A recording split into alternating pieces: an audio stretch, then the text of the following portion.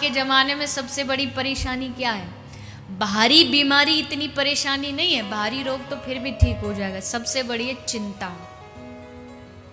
दिख रहा है कि सेठ जी ऑफिस में एक कुर्सी पे आंख बंद करके बैठे, दिख रहा है शांत है बाहर से, लेकिन भीतर सेठ जी से पूछो, भीतर का जो चित्त है वो चारों तरफ भागे घूम रहा है। वहाँ लॉस हो गया, ये हो गया, धंधे में बढ़ाऊं कैसे, अरे अब तो लॉकडाउन लग गया, अब क्या करूँगा, हाय हाय।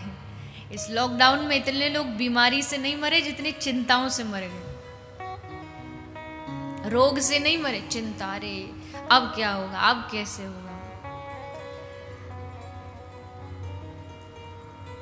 कहावत है ना, चिंता किसके समान होती है?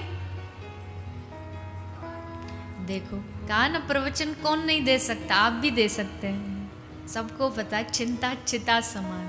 आप भी कह दोगे, मैं भी कह दूंगी, चिंता चिता समान। कहने में क्या गया, पर आचरण किसने किया? क्या अब भी हमारे मन में चिंता है कि हाय हाय क्या होगा, अरे कैसे होगा? चिंता होती है किसके मन में? संसारी के मन में। पर जो भगवत भक्त होता है ना, नरसिंह मेहता, लाली का अपनी बेटी का भरने जाना है अपना मायरा। दो भाव हैं, एक में लिखा है भात भरने गए थे, भक्तमाल में भी कुछ लिखा है, और दो भाव हैं, जो भी हो। और बेटी के परिवार वालों ने, माने ससुराल वालों ने लंबी चौड़ी लिस्ट बना के भेज दी, इतना इतना सामान आना चाहिए हमारी अपनी पुत्री के लिए, जब भी आओ तो इतना सामान हो तभी आना। अब सामान ऐसा वैसा नहीं, लाखों का उस समय में इतना सामान लिख करके भेज दिया। पर नरसिंह मेहता चिंता में बावरे नहीं हुए, बस मजीरा लिया हाथ में और मजीरा लेके ठाकुर जी का नाम ले रहे, कोई चिंता नहीं। हे प्रभु, आज तक तूने संभाला, इज्जत जाएगी तो हमारी नहीं जाएगी, इज्जत जाएगी तो तेरी जाएगी।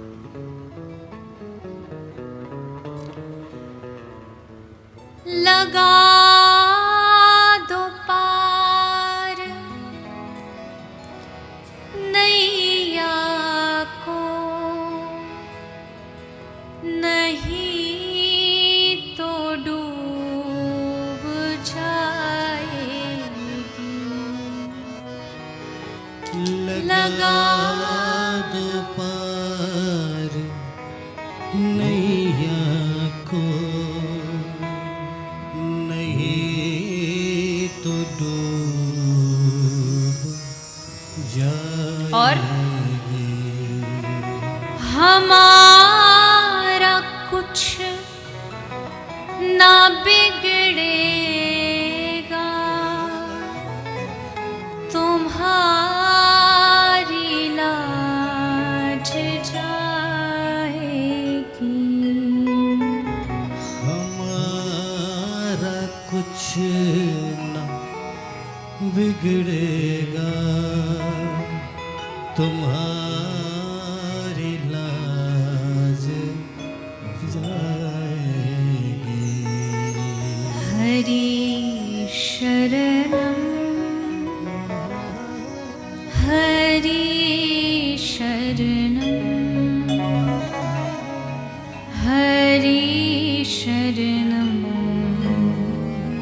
हरि शरणम हरे शरणम हरे शरणम हरे शरणम।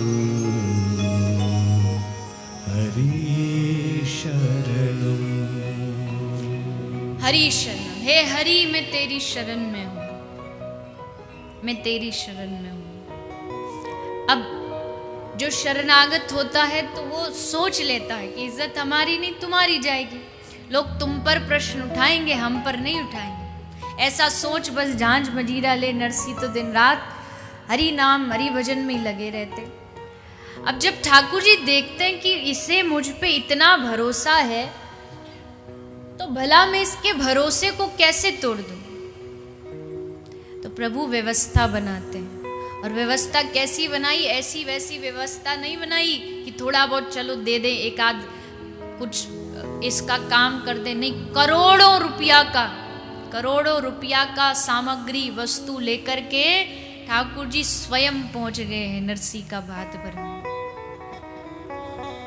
अगर नरसी चिंता करता तो क्या ठाकुर जी जाते कि चलो, भगवान क्या सोचते हैं, देखो एक छोटा सा कोई बालक हो, कोई 6 महीना साल भर का कोई बालक हो, 2 साल का कोई बालक हो, और वो गंदे वस्त्र पहन रखा हो, उसने गंदे कपड़े, तो पड़ोसी उसके गंदे वस्त्र देख के, उसका गंदा मुंह देख के क्या कहते हैं, अरे कैसी है इसकी मैया, इसको साफ नहीं रख सकती, अच्छे वस्त्र नहीं पहना सकती, थोड़ा ध्यान नहीं रख सकती। क्यों? क्योंकि अभी वो बालक माँ के शरणागत है। पर जब वही बालक 20 साल का 22 साल का हो जाए, फिर गंदे कपड़े पहने, तो फिर क्या उसकी मैया को दोष देंगे? एक 22 साल का बालक कल गंदे कपड़े पहनेगा तो लोग ये नहीं करेंगे कि इसकी माँ इसको संभालती नहीं, लेकिन अरे इसमें बुद्धि नहीं है क्या, कैसे वस्त्र पहन रखे। क्यों?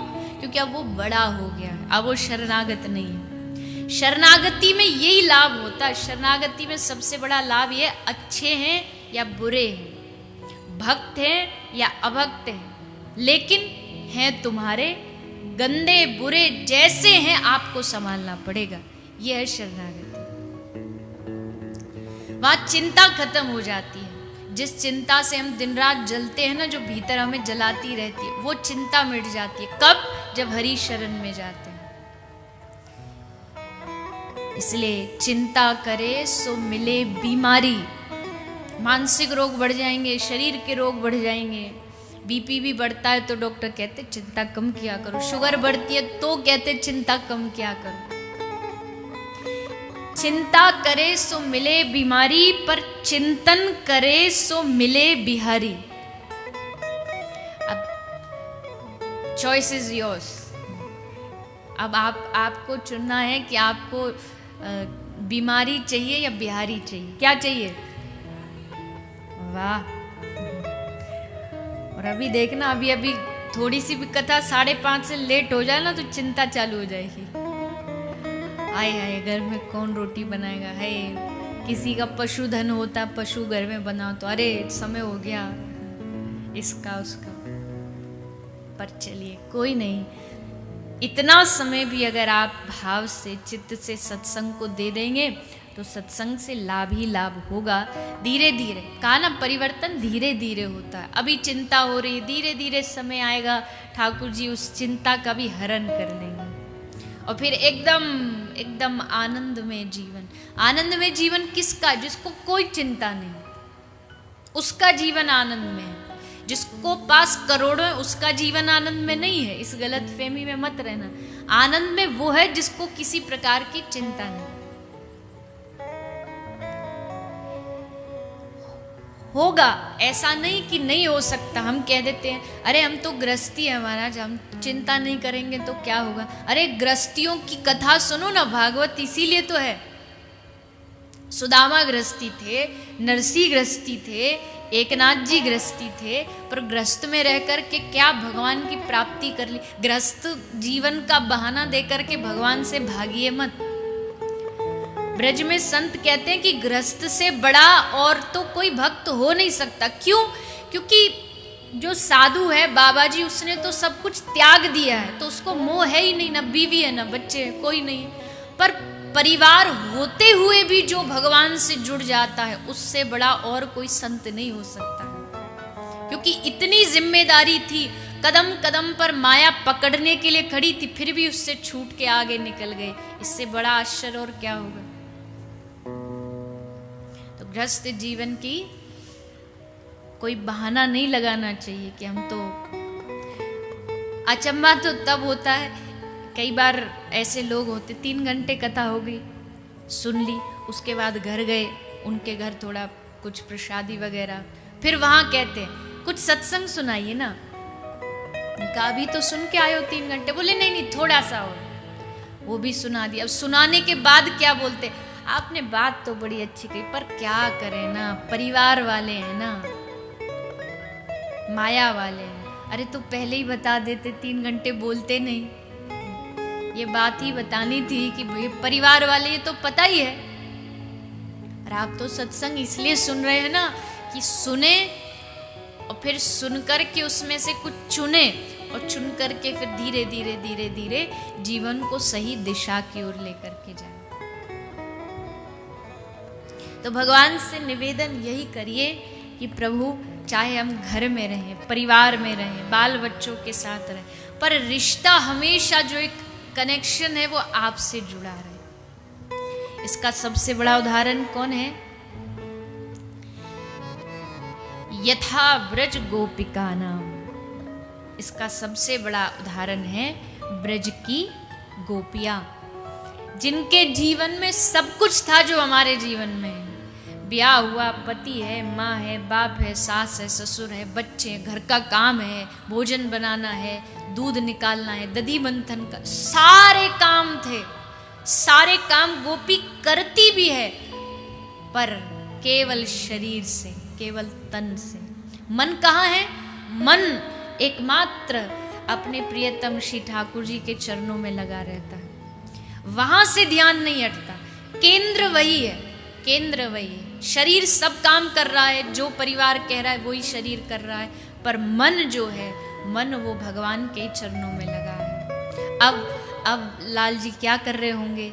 अब हमारे ठाकुर जी गैया चराने जा रहे होंगे, अब आ रहे होंगे, अब अगर दोपहर का समय हो गया तो भोजन ये सब चिंतन चलता रहता है। तो ये हमारे अंदर भी उतनी स्थिति में तो नहीं आ सकता, क्योंकि गोपी तो सन्यासी भी, महापुरुष भी उनके चरणों की धूल बनना चाहते हैं। पर इतना तो प्रयास करना चाहिए कि समय समय पर दिन में कुछ समय तो ऐसा हो जब आपको भगवान का स्मरण हो, उनकी याद आए।